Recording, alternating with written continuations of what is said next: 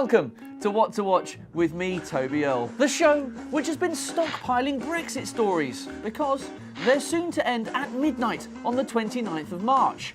And then we'll be plunged into a national Brexit story shortage crisis. Until we have enough to share around, we'll speak to the most switched on stars off the most resilient screen in the corner of the room or in your Article 50s. Coming up on the show today, David Farr and Esme Miles discuss The Layers to Hanna, the new action thriller series based on the 2011 film, which streams from this Friday. Charlotte Ritchie, Alexa Davies and Will Merrick level up to talk about new gaming comedy Dead Pixels. Taheen Modak from new crime drama The Bay doesn't reveal whodunit. I spoke with some of the winners and nominees at this year's Royal Television Society Awards. And I'll give you my top TV picks of the week, the shows which, if you miss, will make you lonelier than anyone who's not seen with this year's hottest new accessory, a book. Apparently, gaming can take over your life. And it can be intrusive. Gaming can be intrusive and can take over your life, which sounds ridiculous. But oh, take that, vanquished candy. We enter into the lives of dedicated gamers in new comedy Dead Pixels on E4 this Thursday at 9:30.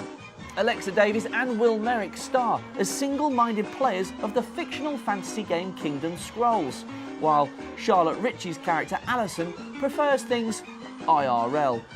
When we met, they told me why Dead Pixels is a global show and shared their own gaming obsessions. My favourite thing about the whole show is that I think a lot of every other show I've done, you're limited to your area, to where the sitcom takes place. But because it's a game, just knowing that the universe of the sitcom can expand so much. Like, one of our characters lives in America and we never have a conversation with him in real life, and knowing that if the show would hopefully go on, that you can introduce a character from anywhere in the world and they just become a part of the show, and that doesn't happen on any other show. That's what really excites me. But the one thing that you could say that you can guarantee with this is that it's written with love and from the point of view of someone, written by someone, John Brown, who is a gamer himself and is like not just done a lot of gaming, but done, like, as far as I can hear, the hard grafting side of gaming. Yeah. Where he said, I can't remember how many hours it was, but he said he worked out it was like the equivalent of like 5 days worth of flying in a helicopter, just like from one place to another. 5 whole days of just that.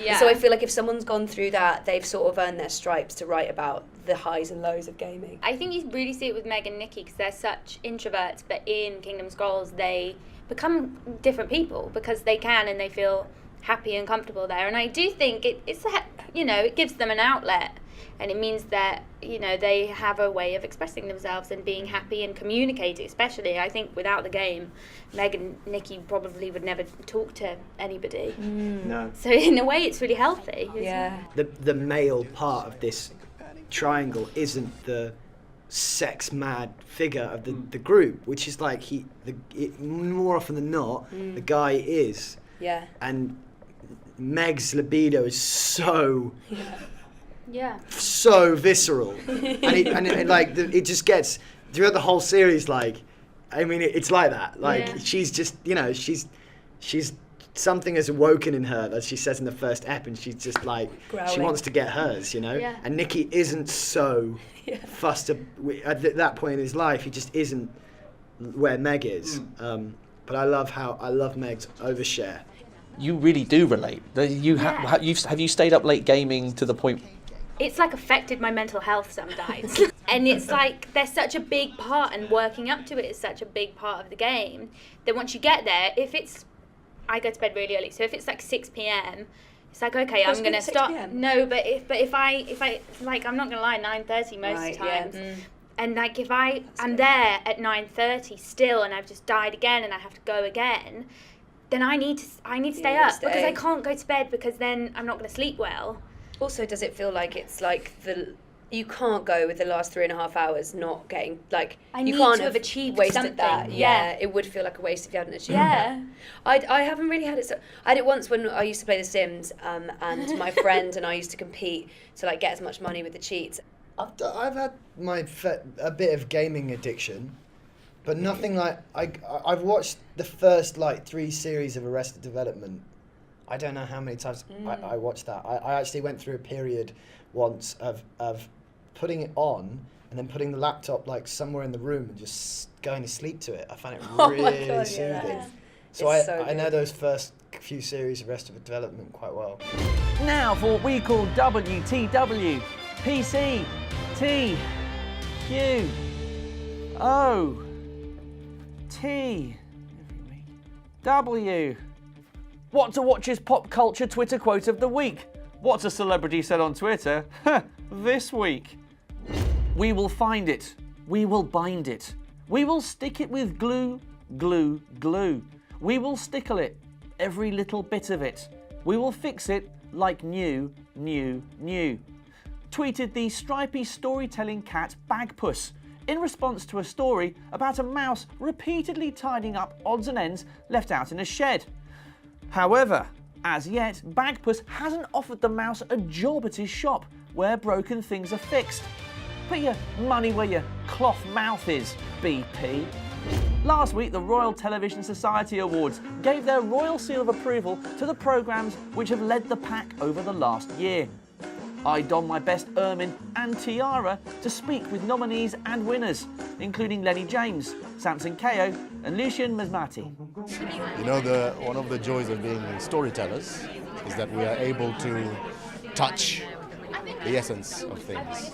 And there's nothing like being able to sort of dive into stories like Curie and be able to illuminate the real challenges and to get to the heart of the real questions and to continue to have the uncomfortable and difficult conversations, because that really is where us finding a level playing field in all walks of life is, I believe, that's going to be the beginning and the end of it. We must continue to have these robust, uncomfortable, beautiful conversations through beautiful stories to find that truth, to find that next step.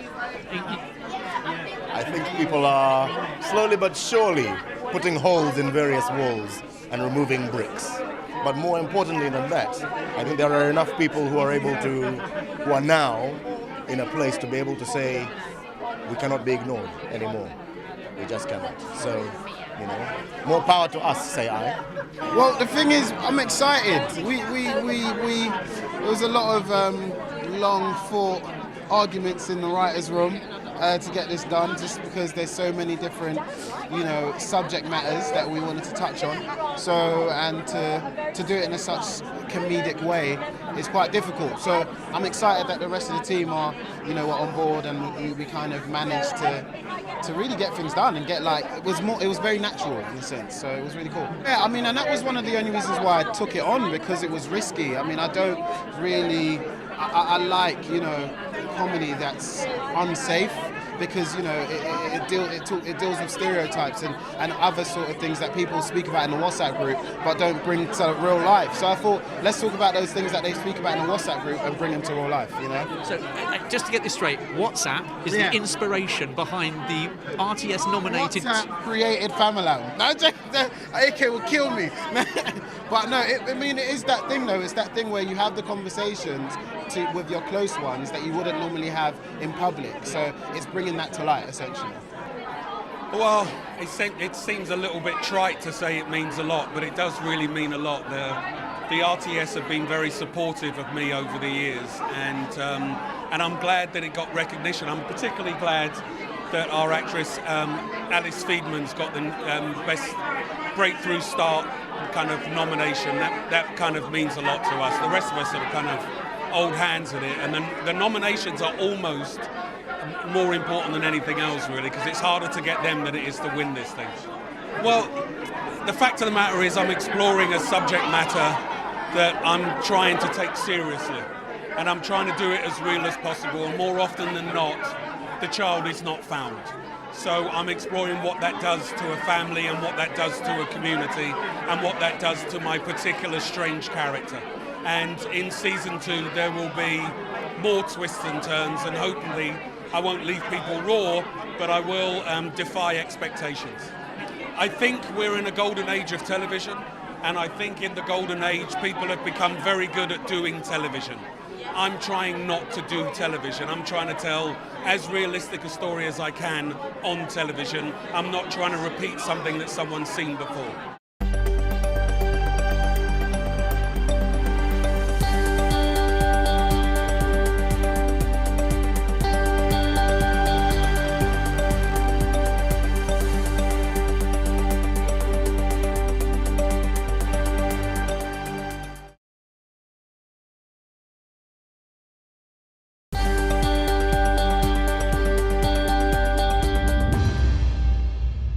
Welcome back to What to Watch with me, Toby Earle, the show that aims to guide you through your week's viewing and give you a glimpse behind the scenes and hear from the stars.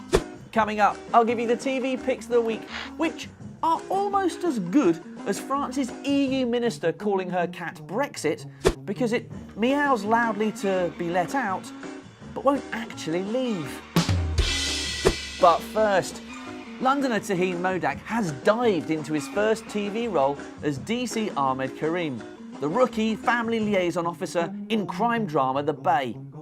The mystery of missing twins unfolds on ITV, Wednesdays at 9 p.m, and he talked about his own lack of detective skills and why Teacher is his acting inspiration.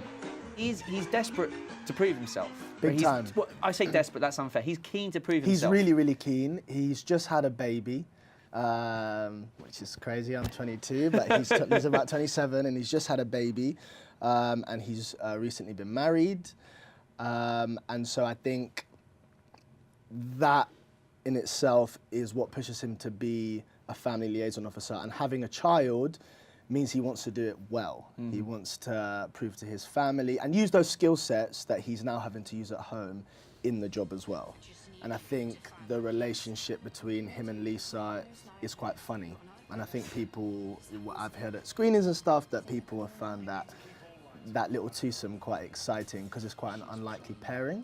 So hopefully funny, endearing, but also genuine and like truthful at the same time and not cringy and overplayed. So day to day, I was learning as myself. As Taheen, I was on set learning how it all works. Simultaneously as Med, learning how Lisa approaches the family, and then I just kind of took little gems from how they played certain bits, and then hopefully as the story goes on, we will see Med develop as an officer and become that much more experienced so that he can actually take responsibility and go and question suspects and other victims, etc., etc. So.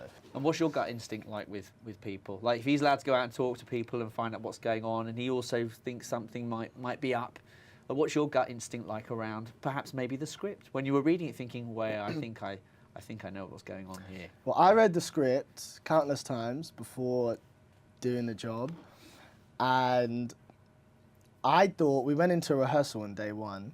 And we were asked, me, Morven, and Dan Ryan, we were asked, so do you know the ending? Do you know who did it or whatever? And I had this whole thing set out. I was like, I've got it, because the shot says that they linger on this person, but then we don't see them again for a couple episodes. I'm thinking, it's that person. I figured the whole thing out. And then I presented my story to our director, Lee, and yeah, couldn't be further away from what the actual answer was. Dylan and Holly Meredith didn't come home after a night out at the youth club. I actually had a teacher of mine come on Saturday to watch the show. And it was nice because growing up, I kind of was in a bit of a bad place, bad path, wrong crowds. And I was lucky to have a really, really amazing teacher. Her name is Mrs. Reen Davis-Jones, and she came to watch on Saturday. And that was really special because she kind of helped me craft my life as well as now my, hopefully, career. So to then be at the Old Vic and for her to come and watch is special because it shows that it's nice for her to see what she has done for me and how she's guided me. And then it's just nice to share that experience with everyone and be able to say that I'm actually, from where I was, to be able to say now I'm actually doing it and I'm loving every moment of it. It's crazy. And now for the TV news in briefs.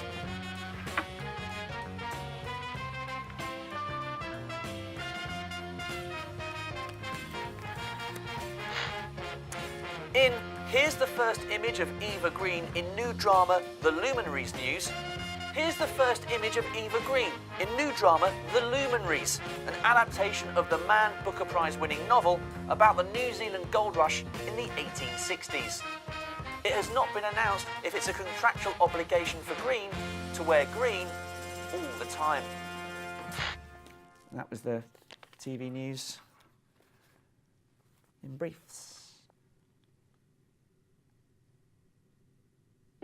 Now, stop wondering who the real Lorraine Kelly is, after a tax tribunal judge ruled Kelly is playing the role of friendly, chatty and fun personality on her show, and is not Lorraine Kelly. Anyway, it's time for my TV picks of the week. Those carefree childhood days, they stay with you forever. That first ice cream, the weird clown at your birthday party, and those carefree days hunting in the woods with your bare hands. In Prime Video's new action thriller Hanna, the eponymous character is raised in frozen isolation by her father Eric, who teaches her the tools of his former trade. Esme Creed-Miles and David Farr, co-writer of the original film and creator of this version, spoke with me about what Hanna herself embodies and the struggle between nature and nurture.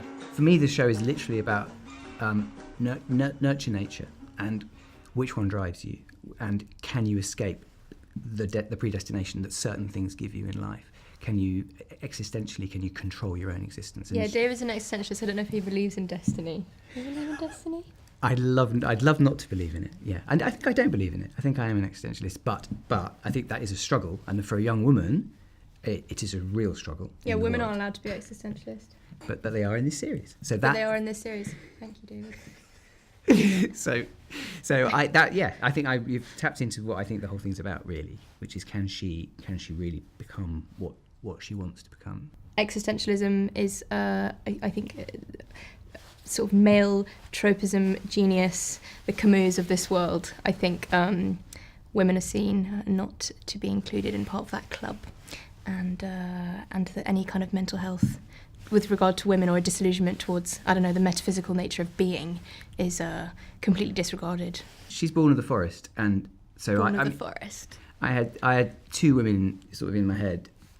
There's her, born of the forest. So when she goes out into the world, she is, as Esme said, completely free of the conventional understandings of how things should be. But there are also dangers to that. She doesn't understand social interactions. Yeah. Then there's the other girl, Sophie, who she meets, and that friendship is key to the series for me. I think it's one of the things we're most proud of. Who is the complete opposite, who sort of comes from my daughter's sort of world of social media and the kind of obsession with identity and who am I, and I judge myself by looking at others, and I second guess myself the entire time, and I think that. Well, that's inherent of the female condition, and so you have these two characters that juxtapose each other and highlight, I think, some of the issues of sort of contrived femininity and someone who's completely absolved of conventions of gender. Directors come and they take a screenplay and they say, right, I'm going this direction with it. So he'd made that big adaptation, and it was his signature, and it was very specific and really charismatic. And so I sort of felt like, in a way, I went back to the root and went, okay, what? And I remember the feeling, okay, so we haven't covered this, which is great, that's fine, it's a movie and it's doing this. And there was a sort of coming-of-age narrative of some politics around Hannah's backstory, actual plot secrets that weren't really, in the end, revealed in the movie. So I was like, there's masses here. And I suddenly had this notion that 7 hours, of course, you could just tell a story. They are the novels of the modern world, aren't they, these series? You know, they kind of have this episodic quality. They go on and on in a way, and it's one that people fall in love with the characters. They're character-driven, really, fundamentally. So it is for a writer just a completely heavenly form that you can just sit and rest in it. And you can have scenes that aren't necessarily utterly driven by story, where just, you know, Hanna is responding to the world. And the relationship with the boy in the first episode, I think, is okay. There is a narrative purpose about it. She's breaking out of her confines, but it's also just about these two lovely actors being together and you know, lying on a satellite dish. And that, for me, is the pleasure you get in television, where you don't have to justify every moment in quite the same way. And just finally, I wondered, Esme, is Hanna someone that sticks with you? Is this a character who will forever be a part of you, do you feel? I think so, yeah. I mean, I spent 8 months of my life with her. And what was great about that was I just didn't even need to think. I just switch it on. I could be Hanna right now. I could just... Please don't. Yeah. Yeah, she'd have to kill you. Yeah. In high-concept sci-fi film frequencies, luck is not an intangible observer which smiles upon you. It's an elemental force which humans either possess or don't. So you could be made of rabbit's feet or eat 4-leaf clovers for breakfast, but you'll never advance in life. This Wednesday at 10 p.m. on London Live, visit a society drawn up according to who is and isn't fortunate, the wealthy and successful, the lucky. However, the luckless Zach uncovers a way to boost his luck and his status. This is very rare, but it means that he is literally out of sync with the natural world. He will be beyond unlucky. He will never be in the right place at the right time. He will never fit in. That's it for this week. Thank you very much for joining me. I'll be back next week at 6:30 p.m. on Monday. Or watch the show as it streams on London Live's Twitter at 12:30, that's lunchtime, on Tuesdays, while you have a spot of lunch. I'll be back next Monday, so keep watching.